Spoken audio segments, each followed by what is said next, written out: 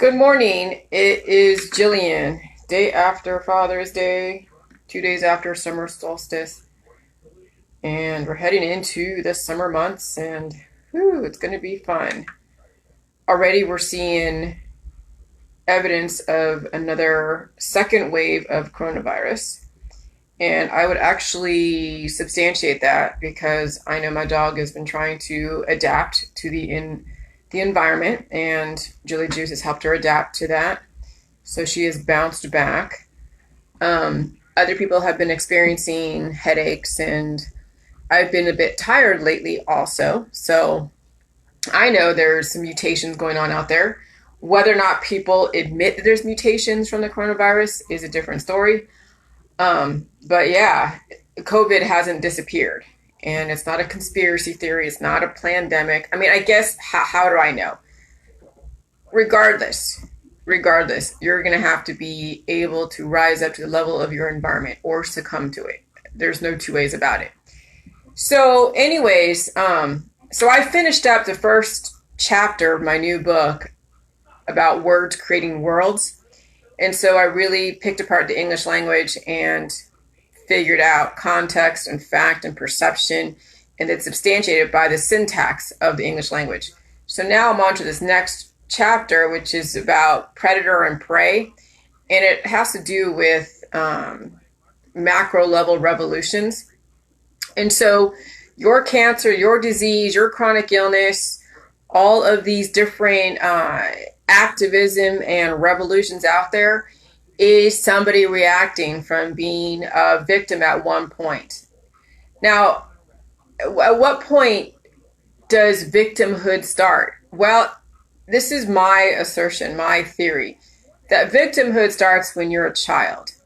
Because when you're a child, and naturally you come from imbalances, because reproduction comes from trauma to the body at the micro level that translates to the macro level, and then this is how children are born. This is how every child is born.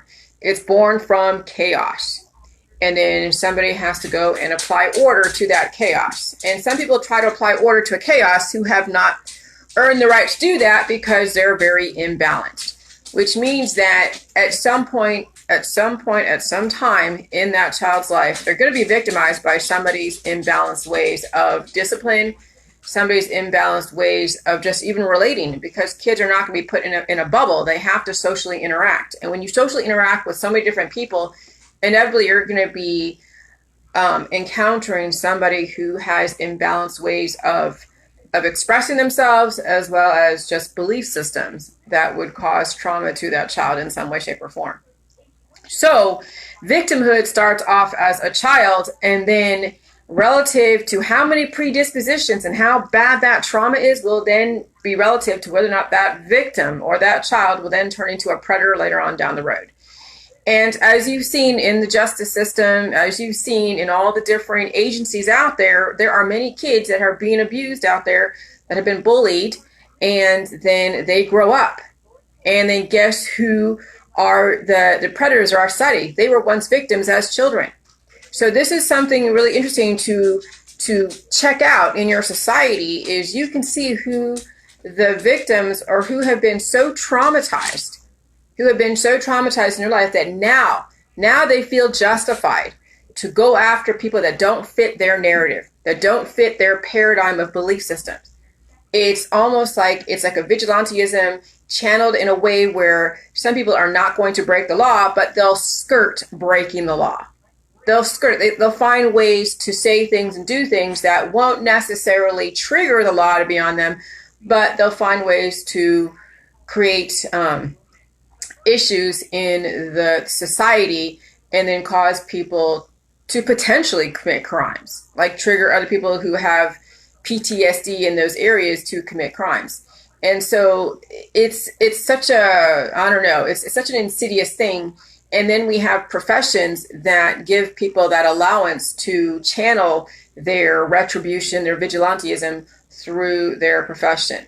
And so that's why, we have such a dichotomy of predator and prey, and victim and predator or victim and perpetrator, because at one point our children were born as a victim in a lot of ways. And people are like, well, how the hell can you say that just in an overall statement?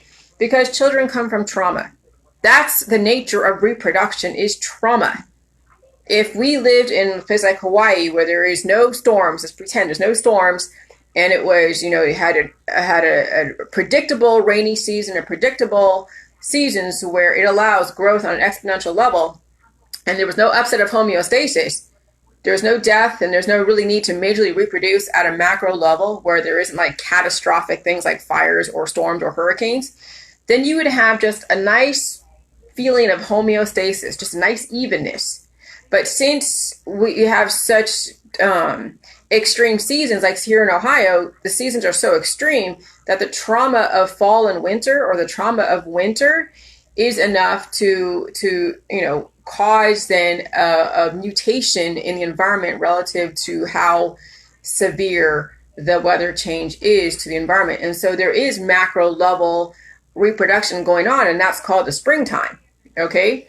But what would happen if it was just summer all year round, where you get your storms here and there, you get, your rain, and you get your sunshine, and nobody's dying and reproducing? And so that's why you don't see the trauma or upheaval, because everyone's just calm. Okay. So the whole, so what happens is when somebody is a victim, at such an extreme level in their childhood or even in their adulthood, then you're seeing such acid. You're seeing such acid come from people's tongues. You see how the disguise of somebody's issues, their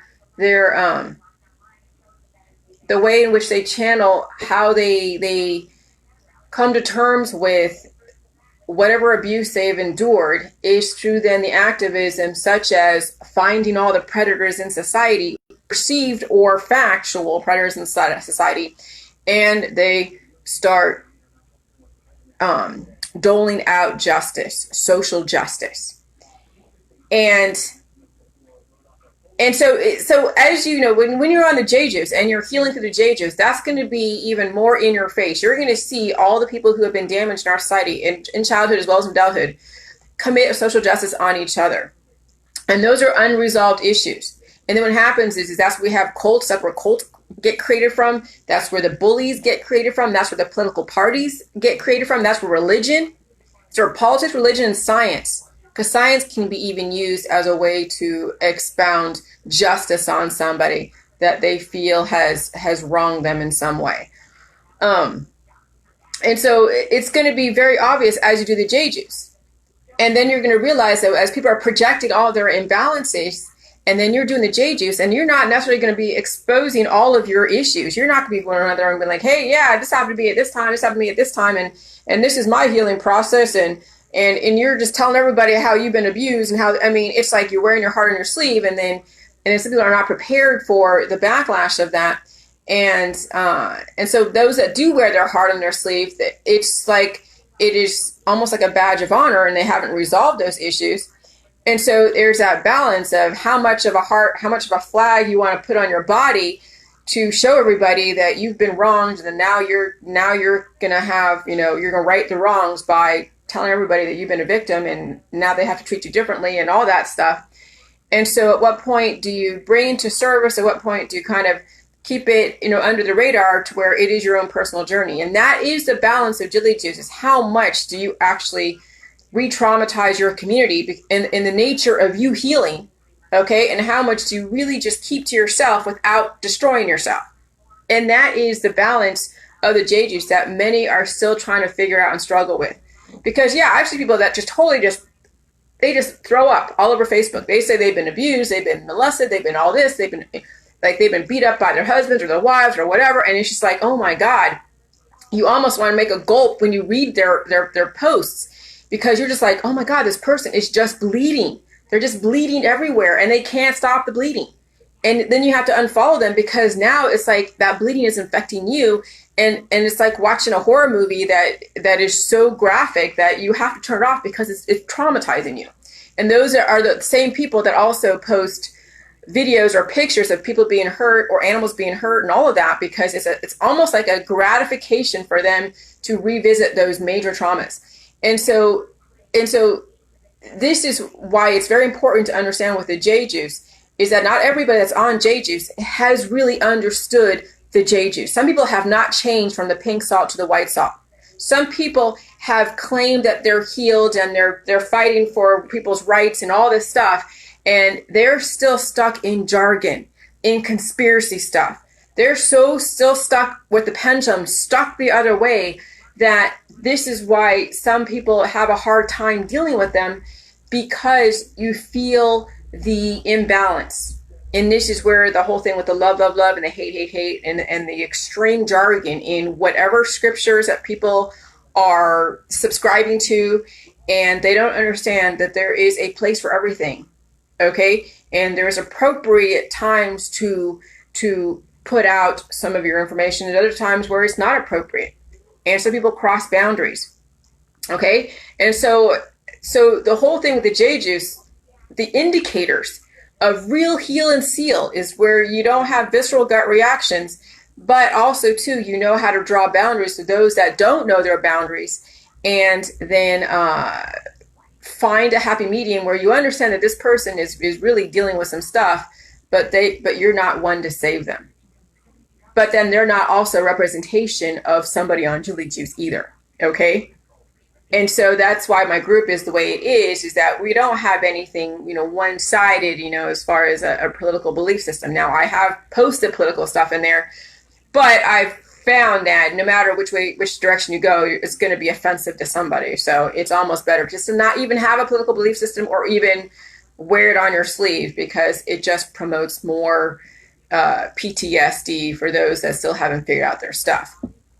Okay, so what I found, it's easier for me now once I've resolved all of my issues, and I'm still not 100% resolved, because there's still people out there that I still have visceral gut reactions to, that I've still blocked, that I have not unblocked and been like, okay, they're allowed to see my stuff. Okay. I mean, even though I know people can go into different accounts and see my stuff through different ways, or go to my business page, but there are reasons of why that I, still have people blocked in my world. And that is because I'm still working through some of the traumas.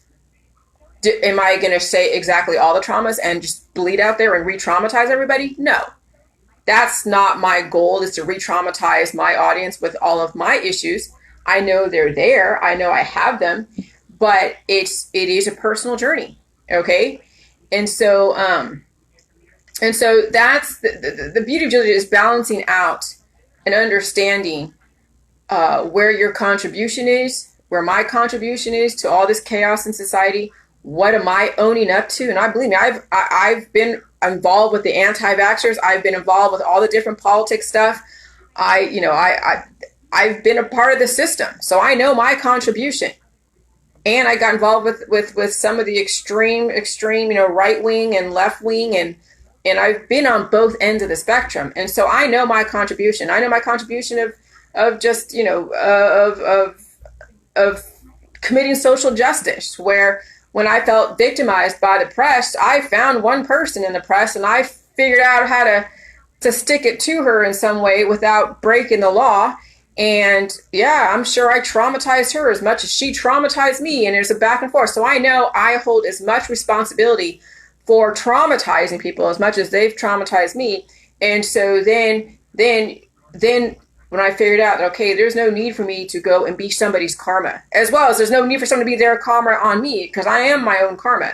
That's when you realize that the battles is within here.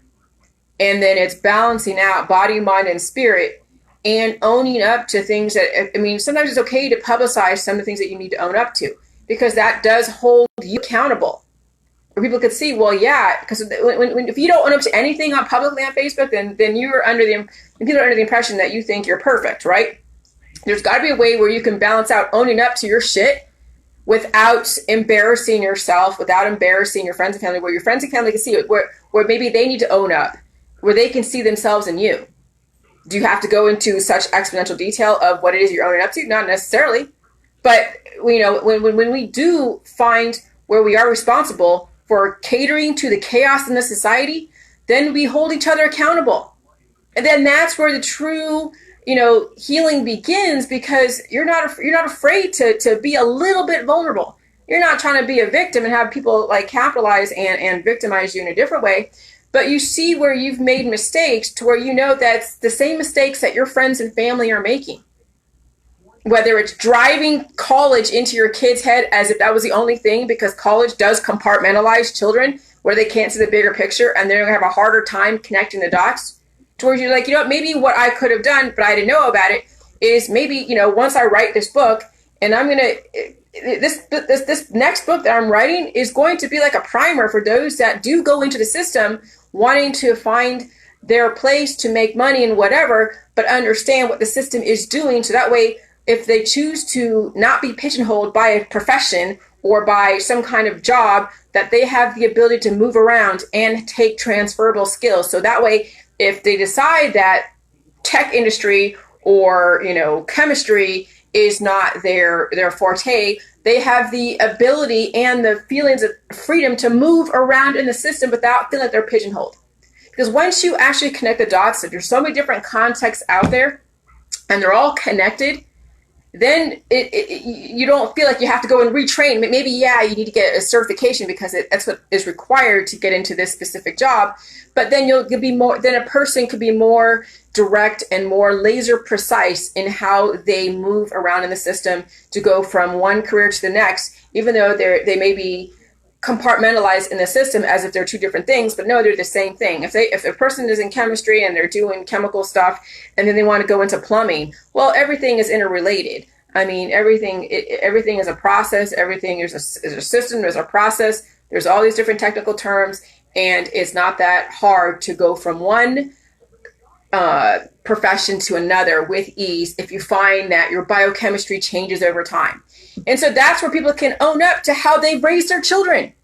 And it's not saying anything bad about you. You didn't know that maybe going to college wasn't the only way to be, and that maybe college can also, pigeonhole people and make them so tunnel that they can't see the bigger picture, which is inevitably going to impact their ability to align their body, mind, and spirit. But it's something that that isn't so revealing about you, that's so personal, but it speaks to the bigger picture. It speaks to then everybody in your community. And then you start talking to people who are in your community who are all about, got to be a lawyer, got to be a doctor, got to be a teacher, got to be in all these different, highfalutin professions. And then finds out that, these poor policemen are now looking for a different job because now the system is changing and they're not ready to adapt to it. How can you help your friends and family, adapt to the changing system? We're seeing now that is college really necessary, because anyone that has a brain can go and read a bunch of PubMed stuff and understand the English language and figure out what the agenda is and see through the agenda and start creating and devising something, a different outcome. Okay. And so that's where we don't have to own up, or that's where we can own up to being a contributor to the chaos in the system without compromising our reputation in any way, shape, or form. And then also not allowing ourselves to be a predator or a victim at all, any way, shape, or form. Okay, because yes, those two, by nature, all of us have been a victim because we've been children. And children are naturally going to be a victim of somebody else's imbalances because children come from imbalances. That's the very nature of reproduction, is imbalances. And so now, how are we going to help our kids not fall into one of those categories? Because not everybody that's a victim will turn into a predator. Some people will channel that and go into social services, but then they see so much crap out there and they're not able to separate, and then they start turning into whatever the system needs. And if it needs that you've got to be like a law enforcement and lay the smackdown, then that could be, that could go overboard and be very extreme and not have a good outcome. So it's like, the whole point of J-Juice is to align your body, mind, and spirit. So that way, any thought process you have, it comes from a balanced point of view. It's not coming from your victimhood or your predatorhood or whatever it is that people subscribe to that's given them great reviews and given them an audience and given them a platform. But the whole point of J-Juice is to align everything to where now you realize that your thought process is coming from a point of balance. And sometimes it is a silent journey. Sometimes it's not a soapbox or a platform. Sometimes it is a journey where you need to speak out so that way you can impact your community in some way, shape, or form, especially if you know your community is very imbalanced in some extreme direction, that maybe you can help out and say, hey, it's all about connecting the context, not compartmentalizing, not creating a subjective adult or a subjective student or a subjective child, where you want to see people can actually make connections in everything, not just what somebody has told them to make connections in. Because that's the whole thing with contextology.edu.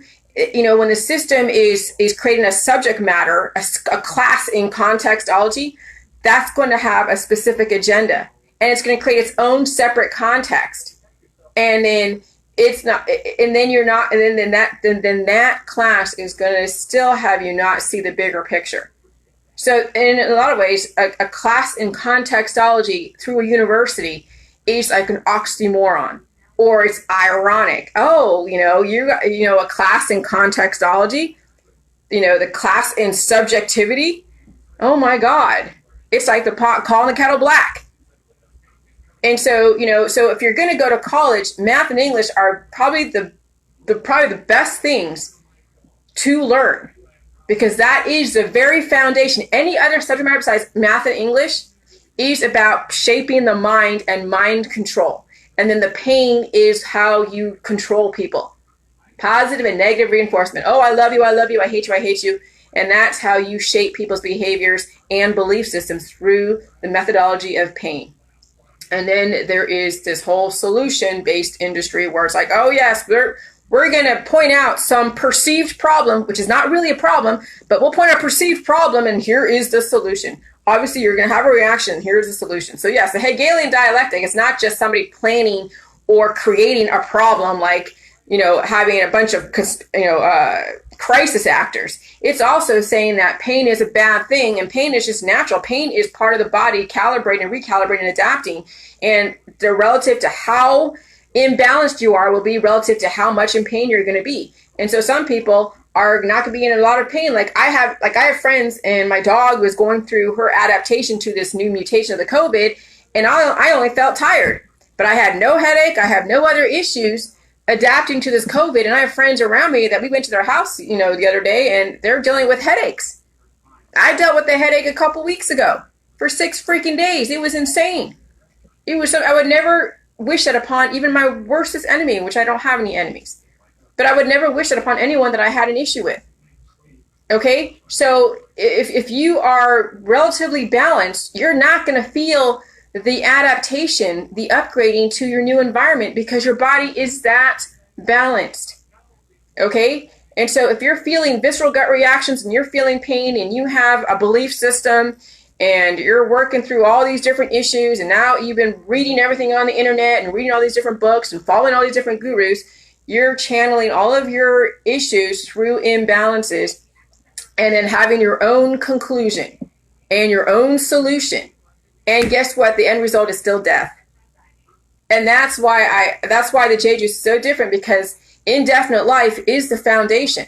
And when you realize you're going to be on this earth for a long ass time, you better get your body, mind, and spirit right, because who wants to be on this earth for 300 years, 400 years, and you still have issues? It won't last very long. If you have issues, and you have imbalances, and you have visceral gut reactions, and you have pain, you're not going to be on this earth very long anyways.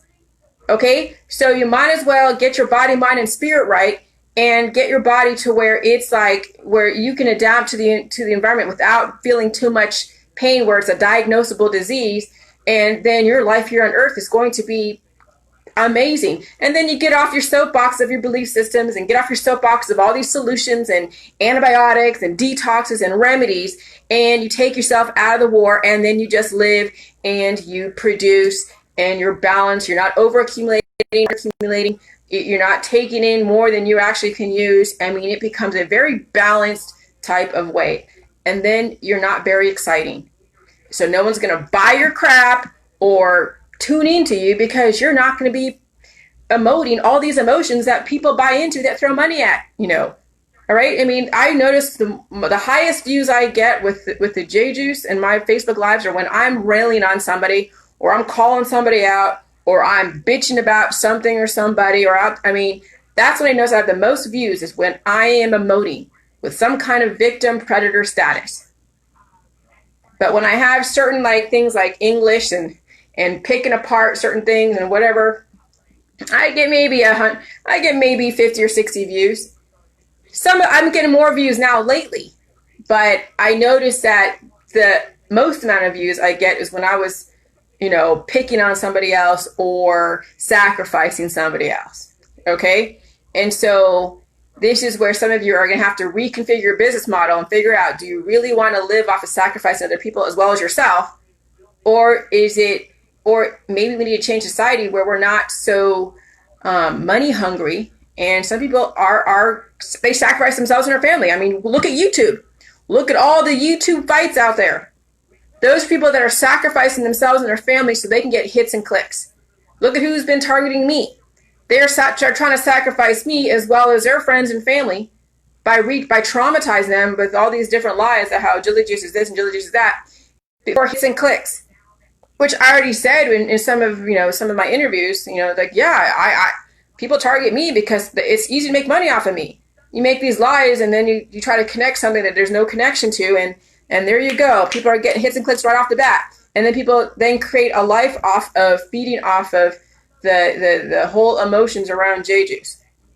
And some of you have seen some people that are doing J Juice that are very, emotional and they're very, some of them are hating J Juice because they don't like to have to face their issues. And some love it so much that they're like, oh, I love you, I love you, I love you. And that right there in itself is still a biochemical imbalance. But at some point, when you're not turning to the love and hate and all of this stuff, and it's about respect, it's not exciting anymore.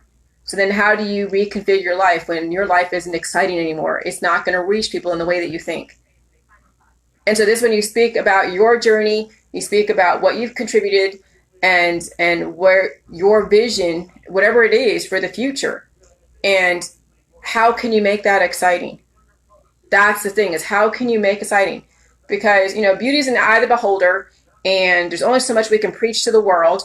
Eventually it comes back to you. What have you contributed? What do you want to do for your life that eventually others are going to see themselves in you and then change their ways if that is their choice.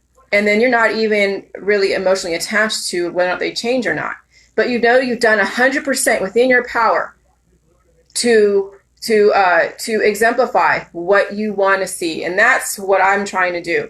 And it's not easy because, it's when you still have issues, like I still have things that I have to work through.